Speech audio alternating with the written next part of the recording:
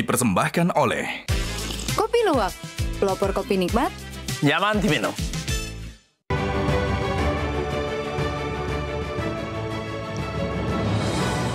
Selamat malam para pemirsa, ketemu lagi di Hot Room dengan saya, Hotman Paris.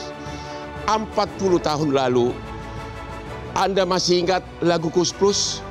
Ke Jakarta aku kan kembali walaupun apa yang terjadi. Ternyata sudah 40 tahun, masih tetap Jakarta adalah impian semua orang. Pasca Lebaran ini diperkirakan 15.000 sampai 50.000 akan datang pendatang baru ke Jabodetabek. Bagaimana akibatnya terhadap pengangguran, kemiskinan, rumah kumuh, ormas makin bertambah, dan sebagainya, dan sebagainya. Memang 70% uang negara ini beredar di Jakarta. Para sarjana lulus dari fakultas baunya ke Jakarta. Ribuan mahasiswa hukum datang ke Jakarta karena apa? Ingin punya Lamborghini seperti Hotman Paris dan berliannya yang puluhan miliar. Itulah ibu kota. Namun apa kesiapan ibu kota? Apalagi ibu kota ini sudah tidak jelas apakah Jakarta itu ibu kota atau tidak. Inilah Hot Room, ke Jakartaku kan kembali.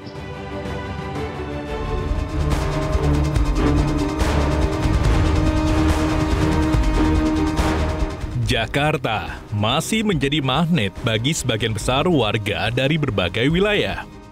Jumlah perantau atau pendatang yang mengadu nasib ke Jakarta diprediksi membludak usai Lebaran. Banyak pendatang yang mencoba mengadu nasib di kota metropolitan ini.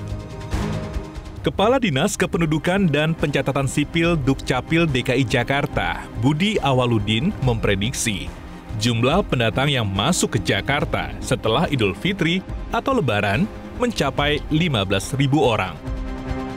Angka tersebut menurutnya turun dibandingkan tahun-tahun sebelumnya, yang mencapai hampir 26.000 orang pada 2023 dan 16.000 orang pada 2024. Mengapa Jakarta masih menjadi magnet bagi para pendatang? Benarkah pendatang ke Jakarta akan turun di tengah situasi ekonomi saat ini? Lalu apa yang harus dilakukan pemerintah?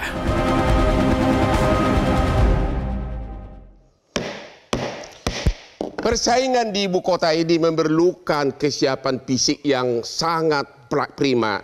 Itulah yang Hotman lakukan selama 38 tahun sebagai pengacara, yaitu setiap subuh minum kopi luwak hitam premium kesukaan Hotman Paris yang benar-benar membuat Hotman siap tarung setiap hari dan aman di lambung. Oke? Kopi luwak hitam premium kesukaan Hotman Paris. The best.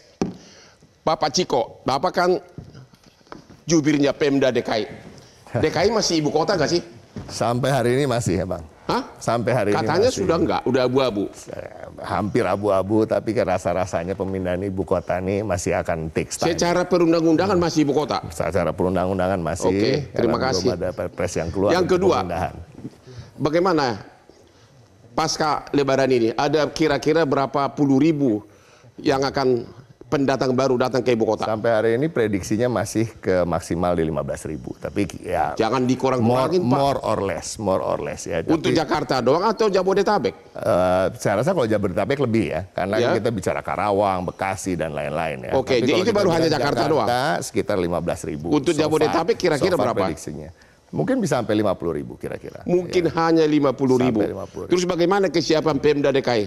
Pertama yang kita harus katakan adalah ini kan bukan hal yang baru bahwa orang pasca Lebaran kemudian berbondong-bondong datang ke Jakarta. Bukan hal yang baru. Sejak tahun 40-an bahkan pelonjaknya di tahun 2000-an. Dan ini justru semakin ke sini semakin sedikit. Karena apa? Ada pembangunan-pembangunan yang lebih luas lagi, yang lebih masif lagi di daerah-daerah sekitar.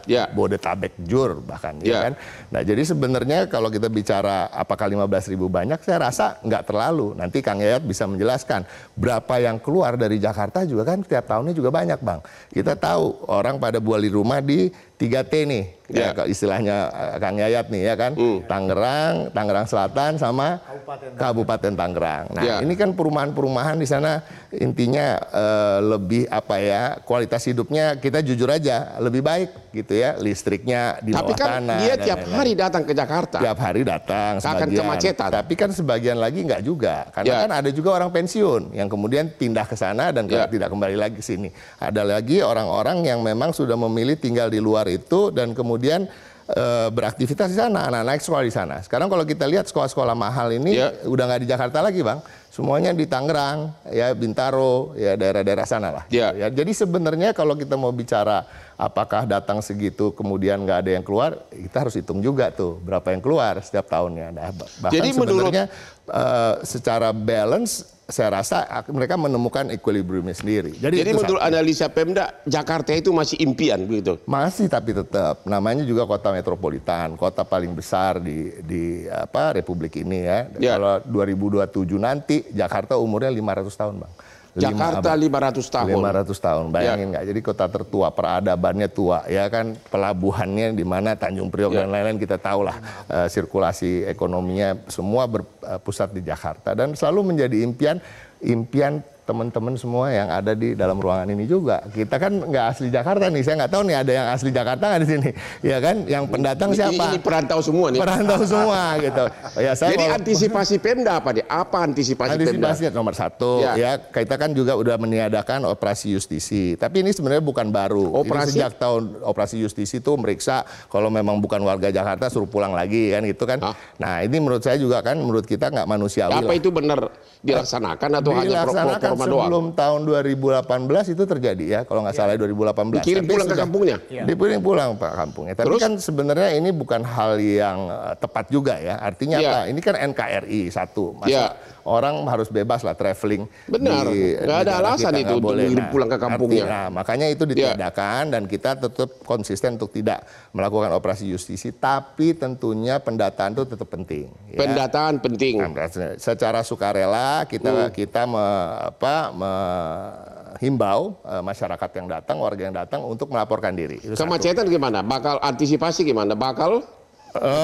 Ya itu tadi saya sampaikan bahwa yang keluar pun juga banyak. Jadi sebenarnya kalau kita mau jujur menghitung apakah betul-betul 15.000 datang itu nambah 15.000 atau sebelumnya juga udah tahun ini udah banyak juga yang keluar puluhan ribu. Dan kita tahu pembangunan semua yang dibangun developer di luar Jakarta ini yang beli siapa sih? Orang Jakarta. Jadi menurut Anda tidak terlalu serius?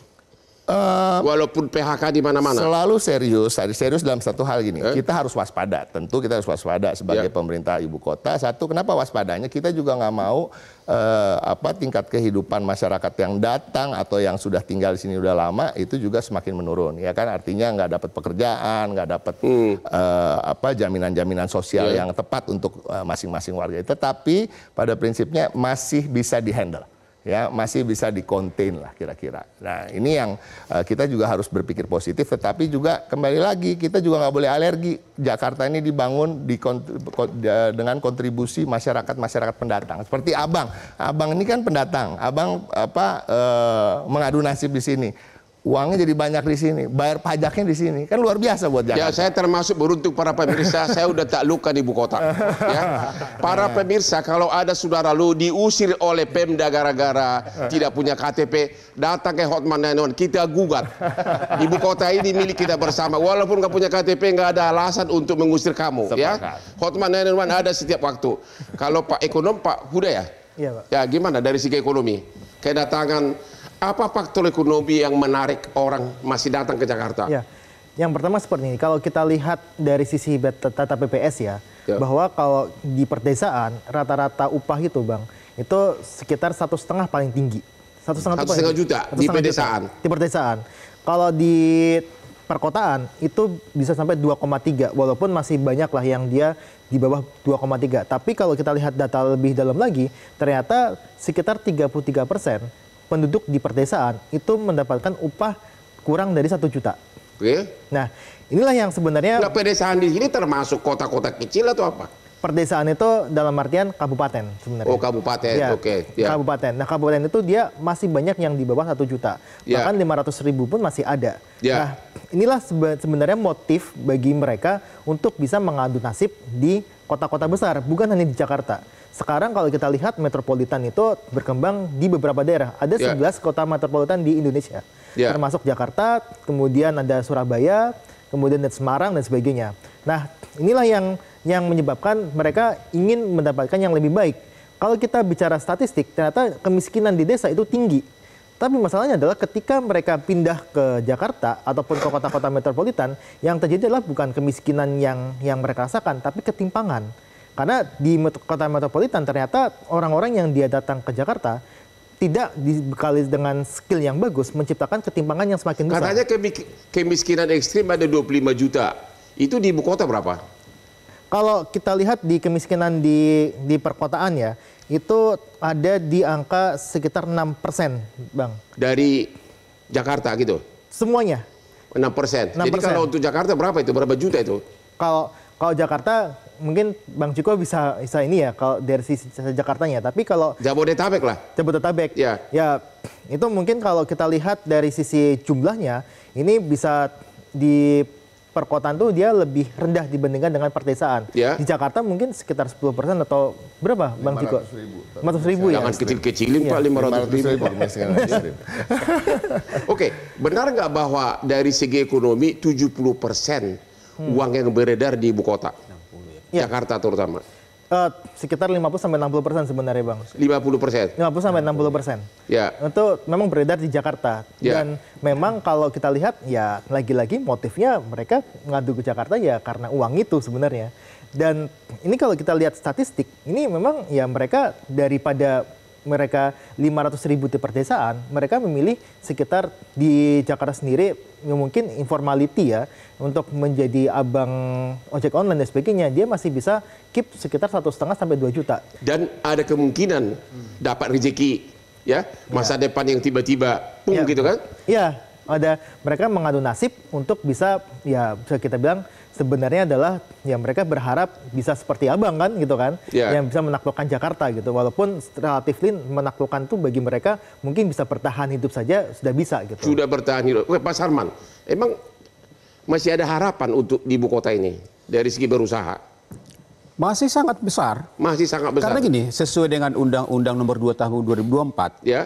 Jakarta itu kan bukan lagi menjadi ibu kota, tapi Atau dia menjadi masih- pusat perekonomian nasional dan Pusat global. perekonomian, ya. Ya. Artinya ini kota bisnis. Kota bisnis. Ya, ketika bicara bisnis, maka ini akan menjadi magnet dan daya tarik bagi orang-orang daerah untuk ke Ya. Jakarta dalam hal ini. Ya.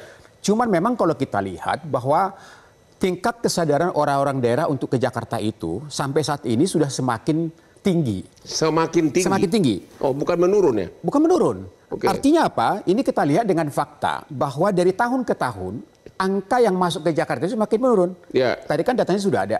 Bahkan tahun 2024 itu hanya sekitar 16.000. Ya. Tahun ini perkirakan malah sampai 10 sampai 15. Artinya ada penurunan.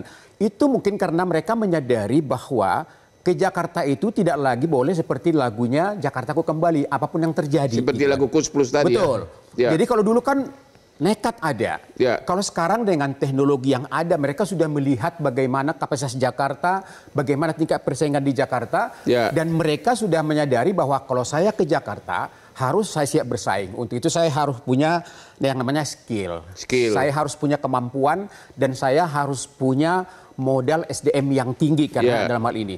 Karena memang kalau kita lihat bahwa rata-rata perantau ini kan tingkat menengah ke bawah pendidikannya. Tingkat menengah ke Ke bawah. bawah. Sedangkan kita lihat bahwa industri padat karya di Jakarta itu kan sudah pindah ke Jakarta, udah pindah dari Sudah Jakarta, pindah dari- sudah pindah. Oke. Ya, sedangkan industri padat karya itulah yang menerima tenaga kerja kelas menengah ke bawah dalam hal ini. Pindah kemana itu?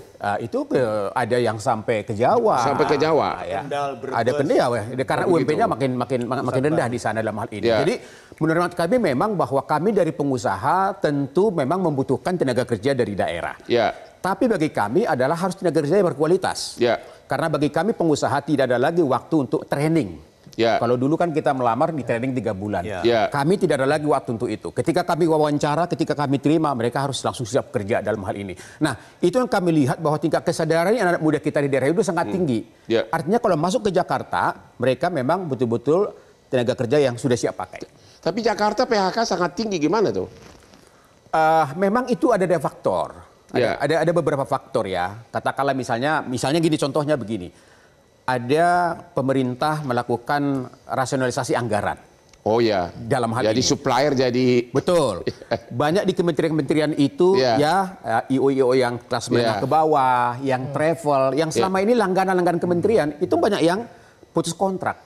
Nah mereka kan karyawannya cuma 8 orang, 10 orang. Tapi dengan adanya situasi seperti ini, mereka menganggap mereka tidak akan mungkin survive lagi.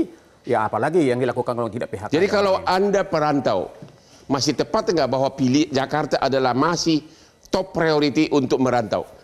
Menurut Bapak? Bang, lagu anak Medan menyatakan bahwa kambing di kampung halaman, tapi banteng di perantauan. Itulah Hotman Paris sekarang ini. Sampai ketemu lagi di Hot Room.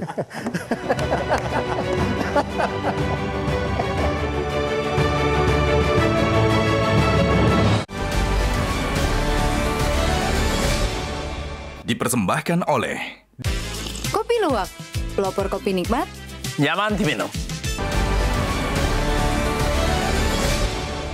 Dipersembahkan oleh Kopi Luwak, pelopor kopi nikmat, nyaman diminum.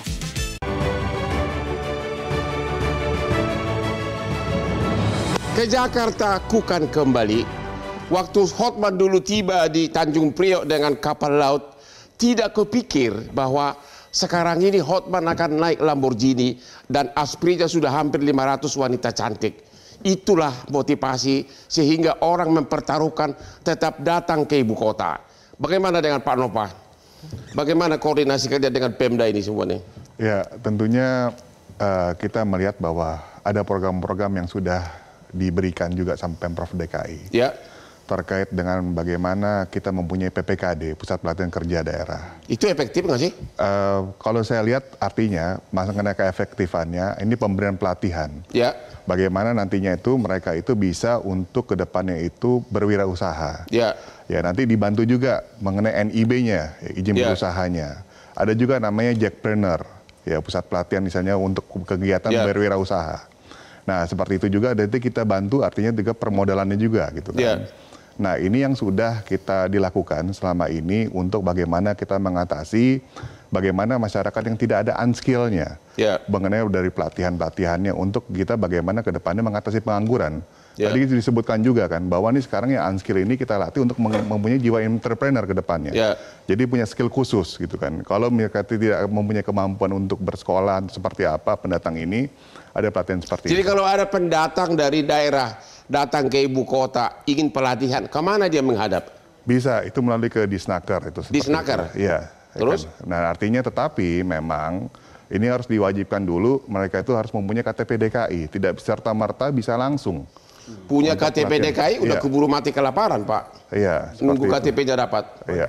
Ya, artinya ini seperti ini, arti kan. Oh, jadi untuk program pelatihan itu harus KTP DKI? Iya, untuk sementara ini seperti itu dia artikan. Memang artinya memang ini yang memang kita saya genjot terus untuk bagaimana pelatihan ini diperbanyak.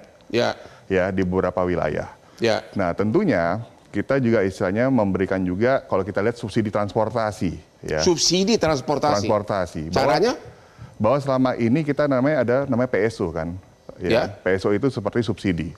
Terkait dengan artinya bagaimana juga bahwa adanya pelayanan terhadap masyarakat itu baik dari MRT, LRT maupun Transjakarta. Itu kita subsidi. Jadi kalau kita ketahui secara bersama Transjakarta aja tiketnya sampai sekarang 3.500. Harusnya berapa itu harusnya? Kalau harusnya mungkin sampai dengan sekarang ini kalau boleh dari 2007 sampai sekarang ini mungkin bisa dialokasikan dengan UMP kita sampai 5,3 juta sampai dengan 10 ribuan gitu kan.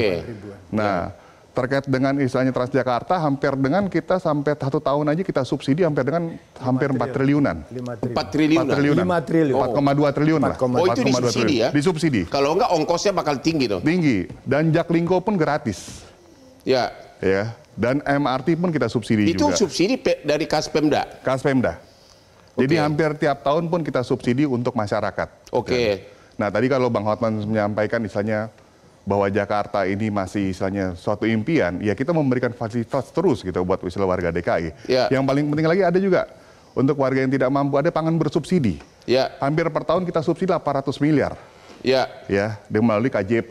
Gitu kan? Jadi mereka bisa mendapatkan subsidi melalui istilahnya terkait dengan pangan yang terkait dengan daging, ya, beras, gitu kan, seperti itu, gitu kan. Ini yang artinya memang yang disediakan sama Pemprov DKI. Nah, tetapi kalau saya juga istilahnya menggarisbawahin, ini kita harus istilahnya benar-benar cari juga ke depannya juga. Kalau Pak Gubernur menyampaikan beberapa waktu lalu bahwa subsidi ini yang diberikan mungkin harus ada jangkauan waktu, misalnya mungkin penduduk yang sudah menetap kurang lebih sampai dengan 10 tahun, Mas Ciko, ya. Saya kira setuju. Begitu. Saya kira setuju.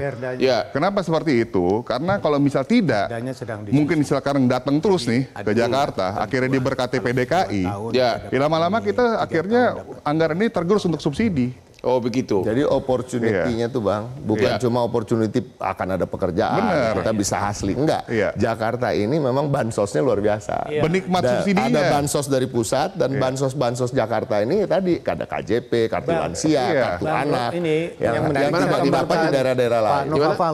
DKI itu sangat baik sama pendatang. Benar. Kita tahu berapa anggaran yang diberikan, 17 triliun. 17 triliun untuk kartu Jakarta Sehat, kartu Jakarta Pintar, BPJS, lansia, transportasi. Itu sebetulnya kalau kita bandingkan dengan jumlah APBD yang hampir 90 triliun, itu mendekati seperempatnya. Begitu. Jadi itu impian, maka orang mengatakan masuk Jakarta itu, walaupun saya berpenghasilan terbatas, tapi subsidi itu memberikan sebuah ruang mereka untuk bisa lebih sejahtera. Cuman pertanyaan itu tadi, sampai kapan? Apakah sudah diberikan subsidi akan berubah atau tidak? Nah, itu menjadi PR paling besar. Bapak termasuk ahli perkotaan juga ya? Gini Bang, aku kasih tahu sedikit Bang ya. Ini yang menarik ya. Satu hal begini, apakah orang boleh melakukan migrasi dan perpindahan? Boleh. Itu hak setiap orang untuk mengubah nasibnya. Tapi yang perlu kita catat, siapa yang sebenarnya masuk ke Jakarta? Ternyata data Dukcapil mengatakan 80% itu rata-rata dari Jabodetabek. Ternyata orang kalau melakukan perpindahan, dia akan tahu berapa tinggi rentang masalahnya. Nah, makanya misalnya orang paling banyak sekarang dari Bogor, Kabupaten Bekasi, kemudian dari kota sekitar Banten untuk masuk ke Jakarta. Kalau yang dari luar Jawa, di luar wilayah Jabodetabek itu dari Kendal, dari Brebes, dari Tegal dan beberapa daerah lainnya, termasuk juga dari Medan agak banyak, Bang. Nah, jadi yang menjadi PR kita adalah kenapa makin lama tinggal sedikit. Nah, ini yang menjadi pertanyaan kita. Makin sedikit apanya? Pendatang dari luar Jabodetabek. Oh, justru makin menurun ya? Makin menurun. Karena orang sekarang sudah melihat, contohnya ya di Jawa Tengah. Jawa Tengah itu kawasan industri mulai dibangun. Kendal, Brebes. Beralih. Jadi manufacturing beralih gitu. Beralih. Seperti UMP yang terlalu tinggi di Jakarta dan sekitarnya, itu mendorong relokasi. Contoh yang menarik ya, ini mungkin harusnya informasi terbuka. Di Brebes. Di Brebes itu ada industri alas kaki dari Tangerang yang pindah. Di sana butuh 25.000 tenaga kerja. Ternyata yang tersedia cuma 12.000. Dari 12.000 yang bisa diterima cuma 5.000. Nah, informasi tentang kesempatan kerja di luar itulah yang sebetulnya tidak tertangkap dan tidak terinformasi. Nah, itu yang harusnya mungkin apakah melalui Depnaker, ada nggak pusat informasi data? Contohnya misalnya, kalau kita ke Jakarta, yang datang ini rata-rata kan Bang S3, SD, SMP, SMA Bang. Iya kan? Ini mohon maaf ya, unskilled, SD, SMP, SMA ya. Ke bawah. Ke bawah. Pertanyaannya, ada harusnya informasi, jangan datang ke Jakarta pada saat habis Lebaran. Sorry rekrutmen tenaga kerja, ASN mungkin nggak bisa lah.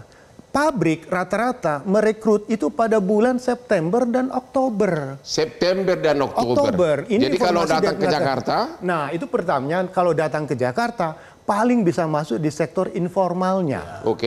Jadi artinya apa? Kalau sektor informal, income-nya belum tentu seperti orang yang kita harapkan. Jadi mungkin mimpi kayak lawyer dari Abang mungkin agak berat ya kan? Kalau mereka yang datang dengan kemampuan pendidikan terbatas, keterampilan terbatas, paling yang bisa dimasuki di sektor informalnya. Kemudian yang kedua yang juga harus diinformasikan kepada masyarakat sekarang, ada PHK di Jakarta. Ternyata data dari Disnaker itu, PHK terbesar itu paling banyak di sektor apa? Perdagangan Bang. perdagangan itu ternyata ada perubahan dalam konteks bisnisnya. Contoh satu, daya beli mungkin turun. Yang kedua, perdagangan maksudnya apa nih? Misalnya retail atau misalnya toko, pasar, jasa dan sebagainya. Satu yang merubah satu bang, online bang.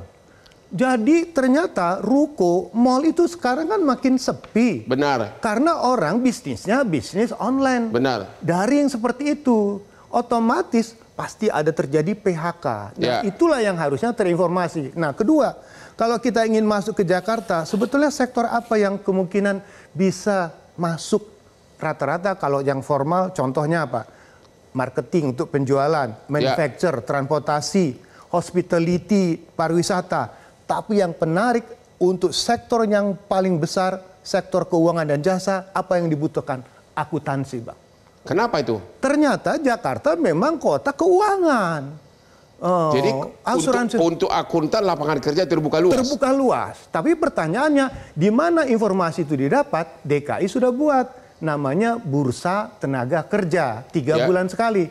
Pertanyaannya, bisa nggak Pak Gubernur suatu saat nanti bursanya itu tidak perlu datang tapi by aplikasi, Bang. Oh begitu. Jadi dengan demikian orang cukup dengan tek bisa dengan aplikasi. Ya benar itu Pak Huda. Akuntansi itu sangat dibutuhkan dari segi ekonomi sekarang ini.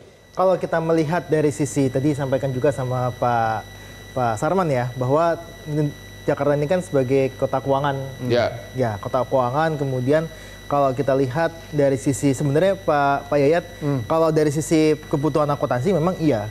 Nah kalau dari sisi sekarang kita kan bertempur juga dengan teknologi. Teknologi betul. Ini yang menarik Pak. Menarik juga Bang. Jadi kalau kita lihat sebenarnya ke depan ini angkutan ini bisa jadi digantikan sama teknologi sebenarnya. Dengan teknologi. Dengan teknologi. Nah, kalau kita melihat berkaca kepada tadi misalkan dari sisi retail bergeser karena ada online, bisa jadi nih juga nih akuntansi ini bisa jadi bergeser juga. Makanya kalau saya pribadi sebenarnya ini bisa dibilang harusnya memang menciptakan sektor-sektor yang real lagi. Jadi Anda menyarankan anak-anak SMA itu ambil jurusan akuntansi? No. Kalau saya bilang sebenarnya Jakarta ini paling menarik adalah jurusan untuk yang terkait dengan IT. Tapi gini Pak, yang menarik IT ya, mohon maaf, dari pencari kerja di Jakarta, paling banyak yang mencari kerja dan tidak mendapatkan kesempatan kerja adalah lulusan SMK. Teknik. SMK STM Bang. Yang itu yang. Ternyata satu kelemahan yang harus diperbaiki oleh DKI, datanya dari Disnaker mengatakan, rata-rata alumni SMK swasta, bukan negeri. Kenapa bisa kalah? Karena peralatannya terbatas. Oke, kita istirahat dulu. Jadi rata-rata lulusan SMK swasta susah mendapatkan pekerjaan. Sementara akuntan pasarannya tinggi. Pengacara sudah terlalu banyak di Jakarta. Temu lagi di Hot Room.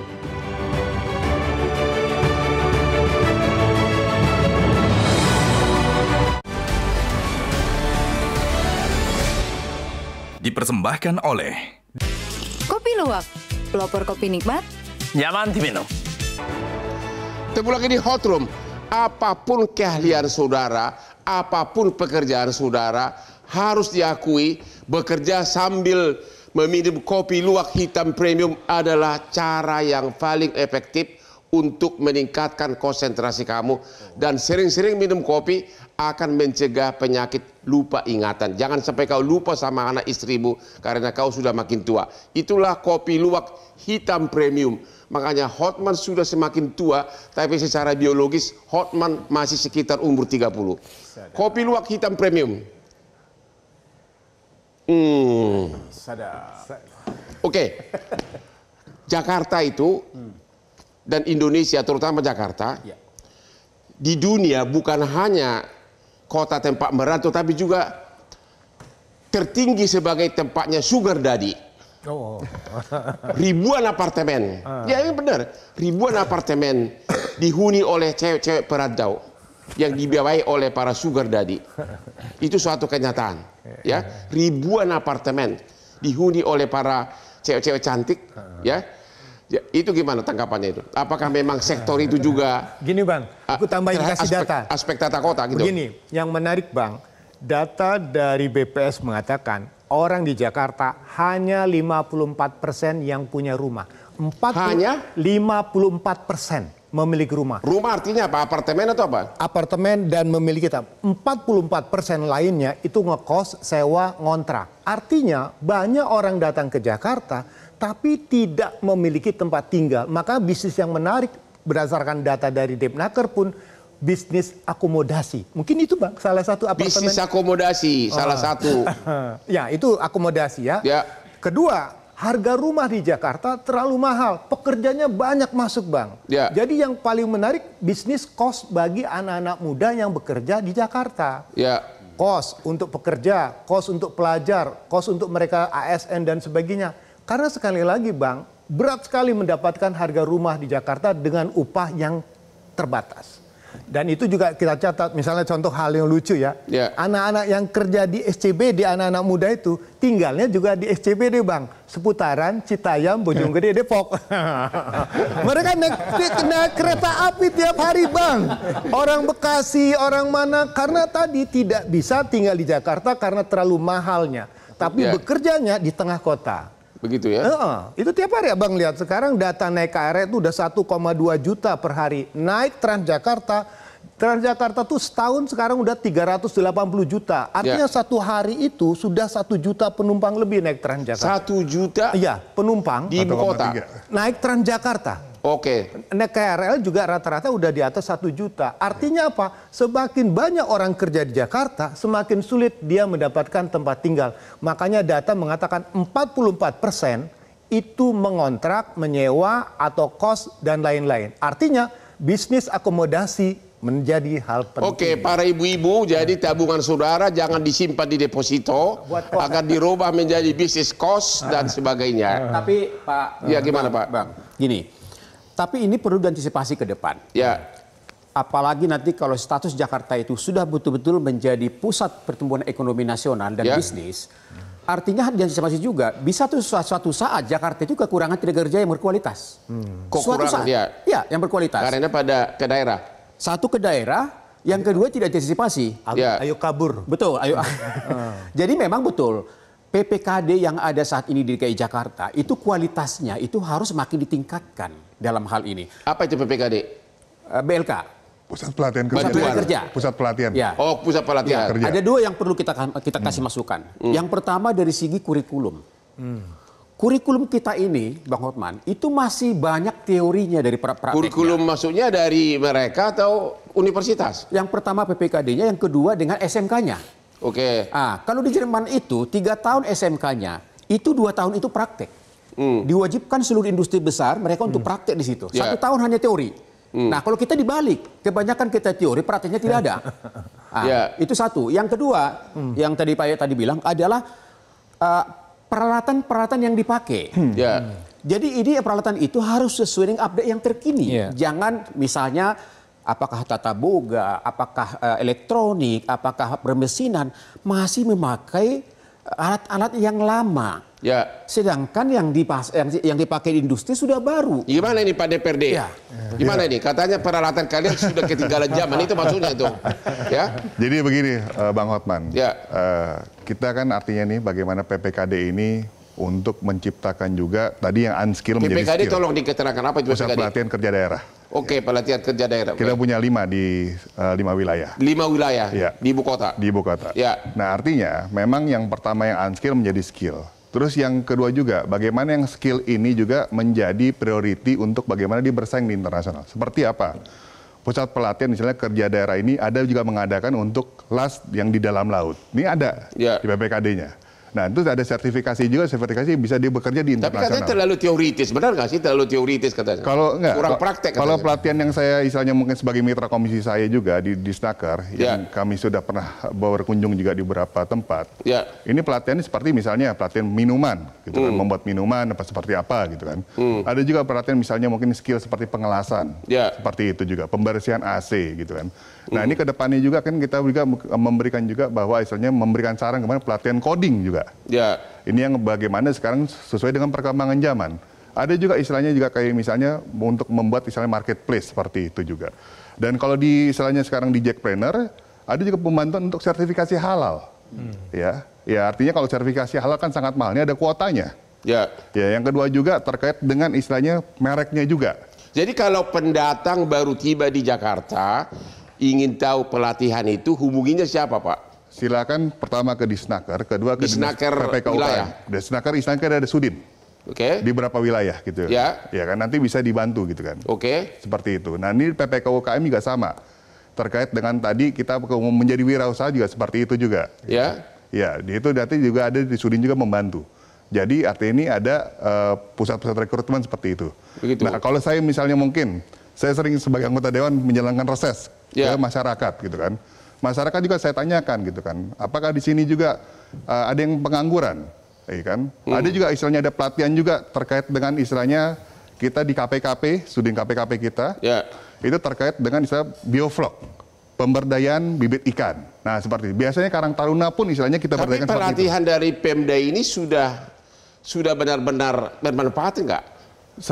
Hasilnya sudah benar-benar bermanfaat enggak? Jadi gini Bang Hotman. Atau hanya sekedar habisin anggaran? Beberapa waktu lalu saya cek ke Bazar Ramadan. Ada pembinaan istilahnya terkait dengan jackpreneur. Ya. Saya tanya itu kan, ya ibu dari mana? Istilahnya saya dibina dari istilah jackpreneur. Ya. Saya dapat istilah sertifikasi halal. Yang kedua juga terkait dengan istilahnya NIB-nya, izin berusahanya juga. Ya kan, dan merek juga seperti itu. Dan dibantu juga istilahnya dengan kurnya. Ya. Dengan dari Bank DKI. Nah, ini artinya ada bermanfaatnya. Ada manfaatnya. Ya. Oke, kita istirahat lagi. Nanti kita akan ketemu lagi di segmen terakhir. Ketemu lagi di Hot Room.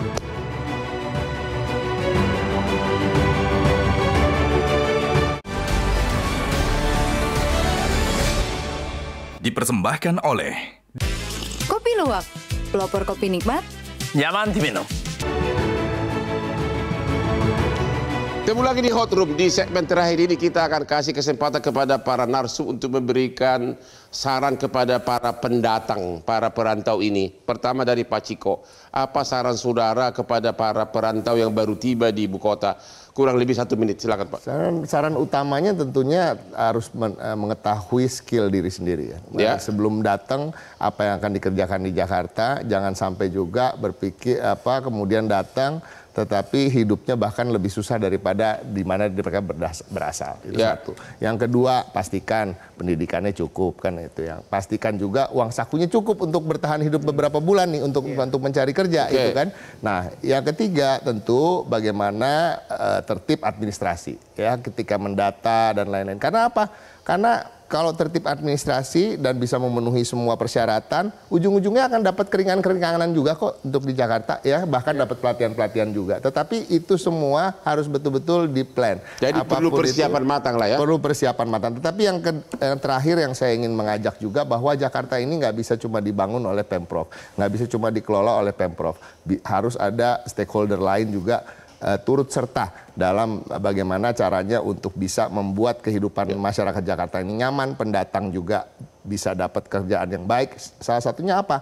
Bahkan kita mengajak perusahaan-perusahaan besar juga melakukan pelatihan-pelatihan. Karena pada ujungnya juga yang akan mendapatkan keuntungan kan mereka. Yang bekerja mendapatkan pekerja yang punya skill. Gitu kira-kira. Terima kasih. Pak Nova Paloh, apa saran Bapak terhadap para pendatang yang baru tiba di ibu kota? Ya, saya hanya berpesan begini Bang Hotman. Yang pertama, data kita terakhir 2024 itu ada 6,17 pengangguran di Jakarta. 6,17. 6 juta maksudnya? 6,7 kurang lebih sampai dengan 700.000 orang. 700.000 orang? Ya, pengangguran. Ya. Dan baru istilahnya PHK kurang lebih 2.536. Ya. Ini data 2024 terbaru. Ya.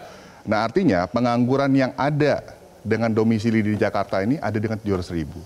Dan kalau misalnya warga pendatang pun mau kesini yang tadi sampaikan 15.000 orang, tentunya harus berpikir dia harus bersaing. Harus bersaing. Dengan pengangguran yang sudah ada di sini. Ya, dengan ada 700.000 orang. Ya. Tentunya itu harus berpikir. Dan ada juga artinya yang PHK baru 2.500 orang, ya kan? Kalau kita lihat kawasan industri Jakarta ini cuma hanya Jeep doang sekarang. Jakarta Industrial Pulau Gadung. Kita hanya punya itu, benar Pak Sarman? Ya kan? Tidak ada industri-industri lain di Jakarta. Jadi intinya apa? Saran Bapak apa? Saran saya, tadi mungkin sama Pak Ciko juga gitu kan. Pertama kita harus melihat bahwa potensi kita apa yang untuk kita lakukan di Jakarta. Skill kita apa gitu kan. Mampu nggak kita berkompetisi untuk di Jakarta. Dengan tadi yang 700.000 orang itu, seperti itu Bang. Atau memilih alternatif pindah ke daerah lain. Iya. Oke Pak Sarman. Tentu masyarakat daerah kalau ingin ke Jakarta, tentu pastikan dulu bahwa Anda memiliki skill dan kemampuan untuk bersaing. Ya.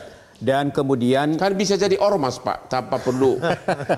itu menjadi beban sosial. Oh, beban sosial. Ya, tapi lihat dulu di sekelilingnya di daerah. Ya. Karena di daerah juga saat ini juga kan pemerintah juga membangun kawasan ekonomi khusus. Ya. Di sana juga ada peluang tenaga kerja. Kemudian ada juga pusat-pusat destinasi wisata. Ya.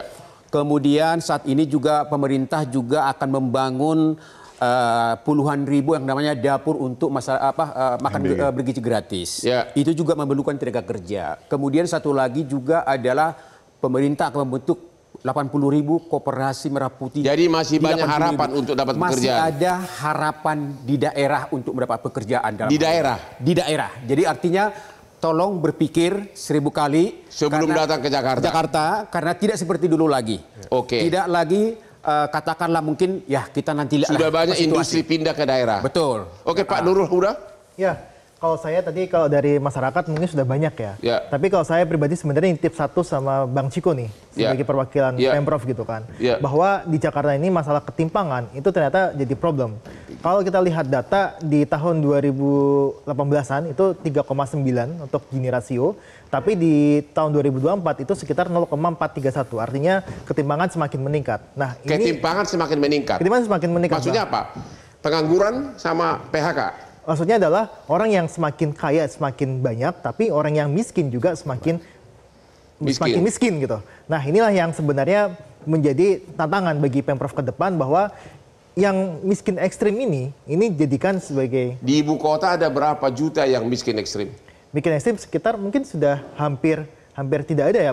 Kalau miskin biasa kan 450.000 ya, Bang Ciko ya. 450.000. Ya, miskin biasa. Miskin biasa. Miskin biasa itu maksudnya apa? Miskin biasa itu yang tinggal di gubuk atau apa? Enggak. Kalau kita kan pakai pengeluaran sekitar 360.000 per bulan. Oke, nah, itu miskin biasa. Itu miskin biasa. Kalau ekstrim itu di bawah $1 per hari, $0,9 per hari. Jadi miskin gitu. biasa ada berapa ratus ribu di Jakarta? 450.000. 450.000.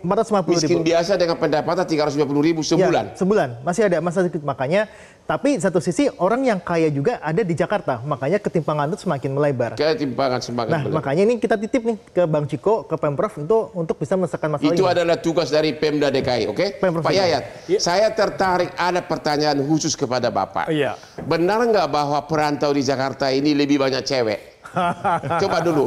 Dan kenapa? Coba. Saya harus bicara karena saya tanya ini karena Jakarta ini termasuk tempat sugar daddy tertinggi, nomor 2 di dunia. Ya. Rentang usia juga deh. Rentang usia. Begini, saya harus bicara dengan data dan informasi. Ya. Berdasarkan data yang kita dapat dari Dukcapil, ya, itu memang dominan perempuan.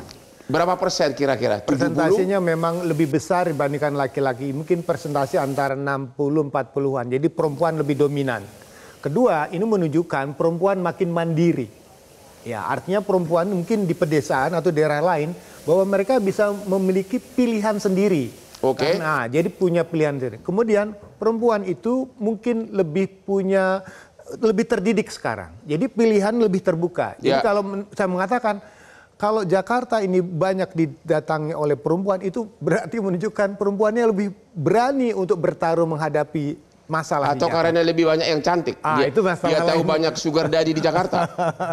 Itu masalah lain lah, Bang. Tapi sekali lagi saya mengatakan, siapapun yang datang ke Jakarta itu harus punya hal. Satu, berangkat dengan persiapan. Yang kedua, berangkat tanpa persiapan. Oke, itulah akhir dari diskusi kita malam ini. Ada pantun satu. Apa itu? Gimana? Menjadi narsum acara Mbak Hotman. Bahas tema dampak radiasi uranium. Ya? Jika ingin konsentrasi seperti Superman, minum selalu kopi luwak premium. Oke. Jadi para perantau yang baru tiba di Jakarta, bersiap-siaplah. Jakarta itu memang kejam. Tapi kalau kau memang ulet, kau memang rajin kerja, siapa tahu kau nanti nasib kita sama seperti Hotman Paris, oke? Sampai ketemu lagi di Hot Room setiap hari Rabu jam 9 malam. Karena hanya di sini acaranya yang hot-hot. Silakan Pak, sini Pak. Nah, gini Pak, dulu Pak.